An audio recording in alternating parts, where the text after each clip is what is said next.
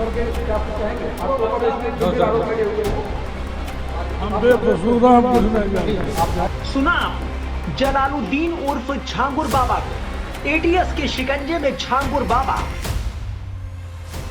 कैमरे पर खुद को बेकसूर बता रहा है, कह रहा है हम कुछ नहीं जानते।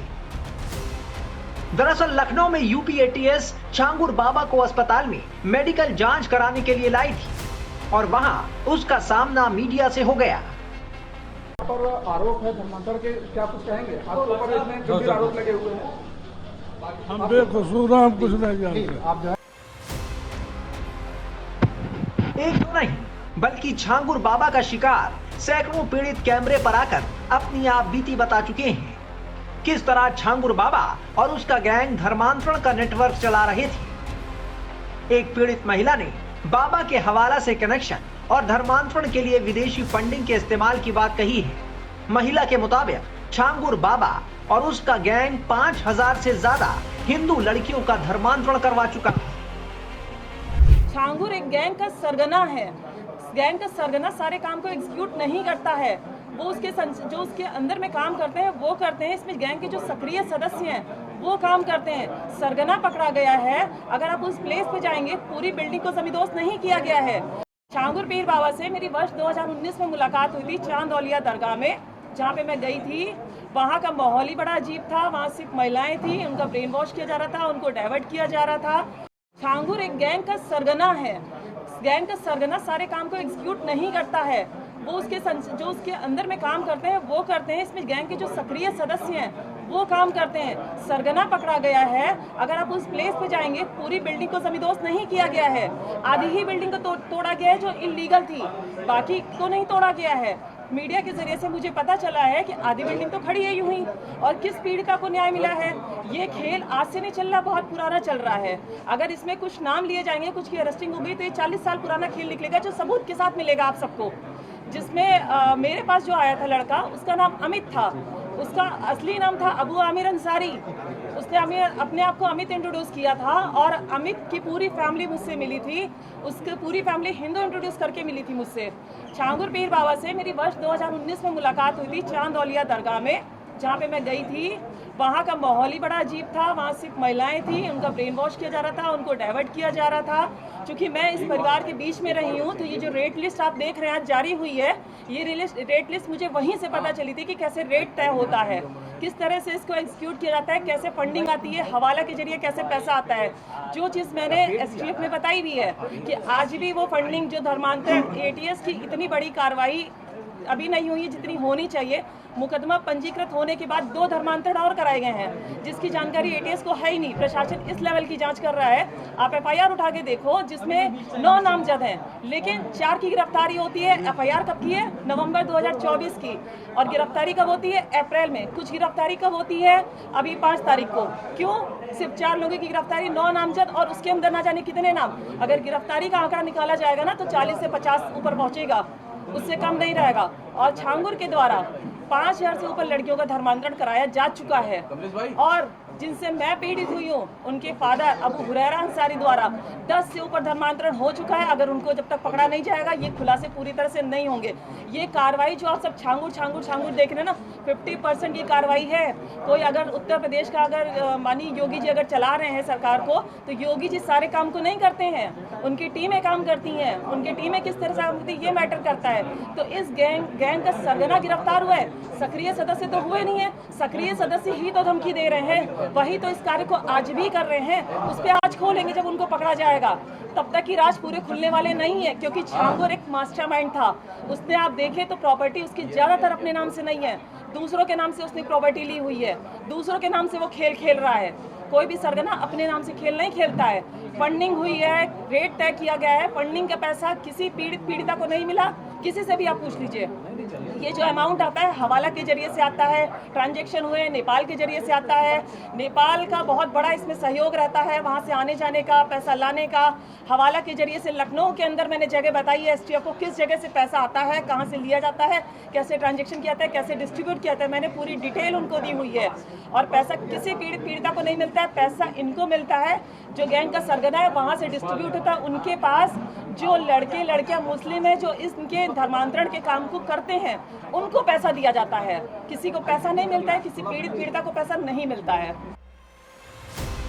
इससे पहले छांगुर बाबा और उसके नेटवर्क को लेकर एक और महिला ने सनसनीखेज खुलासे किए थे।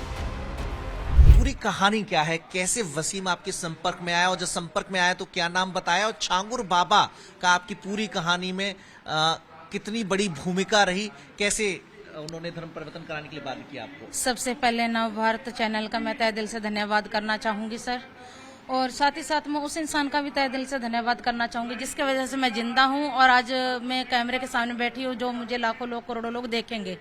उस इंसान का नाम है अतुल शर्मा, भारतीय मानव अधिकार सेवा संगठन के राष्ट्रीय अध्यक्ष हैं। उन्होंने मुझे बचाया है और मुझे जिंदा रखा है आज तक। सर मैं कर्नाटका बेंगलोर की रहने वाली हूँ और मेरा काम है ब्यूटिशियन का, मैं प्रोफेशनल ब्यूटिशियन हूँ। और मेरी मुलाकात एक फर्जी आईडी पे इंस्टाग्राम के माध्यम से राजू राठौर की आईडी से हुई थी, जो इस्लाम धर्म उन्होंने छुपाते हुए एक इंस्टाग्राम की आईडी बना रखी थी राजू राठौर के नाम से। मतलब सनातन धर्म से जुड़ा बताया था। राजीव राठौर लगता है हिंदू नाम है। जी, राजू राठौर का मतलब है, राठौर का मतलब होता है राजपूत, और राजपूत और ब्राह्मण हमारा मेल होता है। जाट ब्राह्मण राजपूत क्षत्रिय जाति है, उसमें कोई वो दिक्कत नहीं है। मैं ब्राह्मण हूँ तो वो हिंदू के जरिए से मैं बातचीत की और पूरी फैमिली हिंदू बन के बात करती थी उसकी मेरे साथ में, और वो पूरे लोग सहारनपुर घाना खंडी के रहने वाले लोग हैं।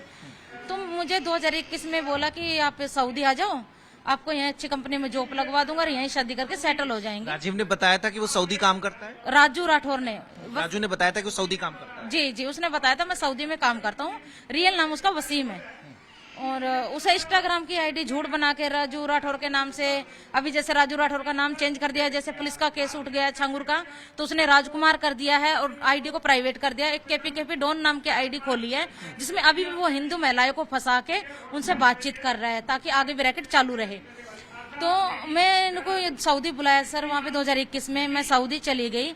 सऊदी जाने के बावजूद उन्होंने क्या किया, मेरे को फर्स्ट जद्दा एयरपोर्ट से लेके गए, उसके साथ अन्य व्यक्ति थे जो इसके गांव के लोग थे, देवबंद के लोग थे, मुरादाबाद के लोग थे। देवबंद के लोग भी थे शामिल? जी सर, ये रैकेट ये खाली उतरौली बलरामपुरा में नहीं है, ये पूरे सहारनपुर के अंदर फैली हुई है। ये एक जैसे कोरोना बड़ा इदारा है सहारनपुर का देवबंद, जहाँ के फतवे देश विदेश में माने जाते हैं। जी, देवबंद जो है उसके भी कुछ लोग हैं, मुरादाबाद के भी हैं, मुजफ्फरनगर के भी हैं। उनके खातों में मैंने पैसे डाल रखे जो इन्होंने ब्लैकमेल कर करके डलवाए हैं। तो ये नेटवर्क जो है ना, कोरोना जैसे वायरस आया था उस वायरस की तरह ये बीमारी है, ऐसे फैला हुआ है ये नेटवर्क इन लोगों का। तो मुझे बुलाया वहाँ पे, उन्होंने क्या किया, बदर अख्तर सेंध की वहाँ भेजा। उन्होंने बोला छांगुर को फोन कर दिया था तुरंत कि सोनू यहाँ पे लड़की पहुंच चुकी है, इसका धर्म परिवर्तन करवा दीजिए। तो छांगुर ने बोला कि मैं नहीं आ सकता, मेरी तबीयत खराब है और मेरे ऊपर पुलिस की नजर है। मेरा मुरीद है अदीदलाम शहर सऊदी के अंदर, बदर अख्तर सिद्ध की, वो आके इसका धर्म परिवर्तन करवाएगा लड़की का। बातचीत आपके सामने हो रही थी? जी, बिल्कुल, फोन पे, वीडियो कॉल पे। तो तीसरे दिन वहाँ पे बदर अख्तर सिद्ध की आया और मेरे पे दबाव बनाने लगा। उसने बोला मैं और छांगुर बाबा, मैं उसे बाबा नहीं कहूंगी, मौलाना को, बाबा का नाम बहुत उच्च उस पे रखते हैं हम, ऐसे बाबा नहीं बना सकते, मौलाना है। तो उन्होंने बोला मैं और तुम दोनों एक ही है। हमने काफी गरीब लड़कियों को लाके यहाँ पे जो सऊदी में है, करोड़पति अरबपति शेखों से निकाह करवाए, तेरे लिए अच्छा शेख देखेंगे। और नजर में मैंने मना किया, मैं समझ गई थी मुझे बेचने की तैयारी कर रहे हैं लोग। मैंने मना किया था, अश्लील वीडियो बना ली मेरी वहाँ पे। अश्लील वीडियो के आधार पर मुझे ब्लैकमेल किया गया। 3 महीना वहाँ पे मेरा शोषण होता रहा, बलात्कार करता रहा राजू राठौर वसीम। उसके बावजूद इन्होंने मुझे वापस कर्नाटका भेजा 3 महीने बाद। कर्नाटका आने के बावजूद मैंने पुलिस स्टेशन में शिकायत दर्ज करवाई। जब इन लोगों की पैसे की डिमांड बढ़ते चली गई, 10 लाख ऑनलाइन स्टेटमेंट है मेरे पास, अभी भी लेके बैठी हूँ मैं पास में। इन लोगों ने 25 अकाउंटों में मेरे से 26 अकाउंटों में पैसा डलवाया, अनदर जो देवगंज के अकाउंट है, मुजफ्फरनगर के अकाउंट है, गाँव घानाखंडी के अकाउंट है, पूरे यूपी के। मेरा तो यूपी में कोई रिश्तेदारी भी नहीं है, मैं तो कर्नाटका बेंगलोर की हूँ, मेरे तो पास में कोई रिश्ता ही नहीं है यहाँ पे। फिर यहाँ पे आने के बावजूद ये मेरे पे मारपीट करने लगे। मैंने पुलिस स्टेशन में शिकायत दर्ज करवाई, पुलिस वालों ने कोई मदद नहीं की। प्रशासन बिका हुआ है यहाँ पे, नीचे से लेके ऊपर तक का पुलिस प्रशासन बिका हुआ है यहाँ पे। सहारनपुर के अंदर मेरी कहीं से कोई मदद नहीं मिली। इसके अंदर बावजूद लगातार गौ मांस खाने की जो करते रहे, मारपीट करते रहे, मैंने मना किया। 2024 12 दिसंबर को फिर इन्होंने गौ मांस रखा मेरे आगे और बोले ये खाना पड़ेगा तुझे अब। नहीं तो फिर आप कर्नाटक से जब आपने मुकदमा दर्ज करा दिया तो दोबारा इनके संपर्क में आ गए? मुकदमा नहीं, वहाँ पे एक सूचना दर्ज करवाई थी, तो इनका गांव नहीं पता था ना सर मुझे उस टाइम पे, तो उन्होंने कॉल किया, तो अब इन्होंने इसके बाप ने इन्होंने मुझे यहाँ सहारनपुर बुला लिया था। तो 2024 में मैं सहारनपुर आ गई थी। फिर सहारनपुर आने के बाद इनका वो माइंड वॉश करते रहे, 1 महीना बंधक रखा बना के। मैं मौका पाके 2 जून को भाग गई घर छोड़ के। फिर इन्होंने मुझे मेरी वीडियो फोटो के ऊपर ब्लैकमेल किया। फिर इसका दोस्त है खालिक नाम का, वो मुझे बाइक पे बिठा के इनके घर ले गया। मेरे साथ मारपीट की, इन्होंने जम के कपड़े फाड़ दिए और मेरे को गौ मांस खाने के लिए मजबूर करने लगे और मेरे ऊपर नजर रखेगी कि मैं पुलिस को ना करूं। फिर भी मैं नजर बचा बचा के देहात कोतवाली के अंदर आके एप्लीकेशन देती रही, कोई भी एप्लीकेशन पे कार्रवाई नहीं हुई आज तक। उसके बीच 2024 12 दिसंबर को मेरे को धमकी दी कि गौ मांस का मैंने मना किया, तो इन्होंने बोला तेरा अशर ऐसा करेंगे अब कि तू जिंदगी में याद रखेगी। 13 दिसंबर 2024 को जो इसका चाचा है फरमान, जो छांगुर का गुर्गा है, वो ये छांगुर के कहने से काम करते, जो भी करते हैं उनके हुक्म फोटो दिखा पाए तो दिखा जी। फोटो है, ये उसका चाचा है, इसका नाम भाई जरा इसे जूम कर दे जी, ये इसका चाचा है फरमान सोकात, इसके बाप का नाम, गाँव घाना खंडी से। छांगुर के संपर्क में ये फरमान है जी, ये भी उसके फरमान छांगुर में। इसकी भाई शमशाद भी एजेंट है और एक सलमान है, गुलजार है, काफी लोग उसके एजेंट है। ये छांगुर से लगातार संपर्क में रहते हैं? जी जी, ये संपर्क में रहते हैं अभी भी। और राजू छांगुर ने भी आपसे बात करके आपको कन्विंस किया? जी जी, अब मैं आपको बता रही हूँ कि इन्होंने फिर यहाँ मेरा सामूहिक बलात्कार किया, मुझे सिगरेट से जलाया गया, जलते कवर प्लास्टिक के डाले गए, चाकुओं से हमला किया गया मेरे। चाकुओं से हमला? जी जी, देखिए ये निशान। और मेरे फेस की हालत देख के आप बयां कर सकते हैं, यहाँ से थोड़ा सा दिखा पाऊंगी, ज्यादा नहीं। ये देखिए पूरा फेस मेरा इन्होंने फाड़ दिया था मार के। छांगुर बाबा प्रकरण अब सिर्फ एक धर्मांतरण और विदेशी फंडिंग का मामला नहीं रह गया है, बल्कि ये पूरे प्रदेश में फैले एक संगठित रैकेट की शक्ल लेता नजर आ रहा है। छांगुर बाबा पर जांच एजेंसियों का शिकंजा कसता जा रहा है। बाबा कैमरे पर भले ही खुद को बेकसूर बता रहा हो, लेकिन जांच एजेंसियों के सामने वो क्या खुलासे करता है और कौन कौन से राज उगलता है, ये देखना होगा।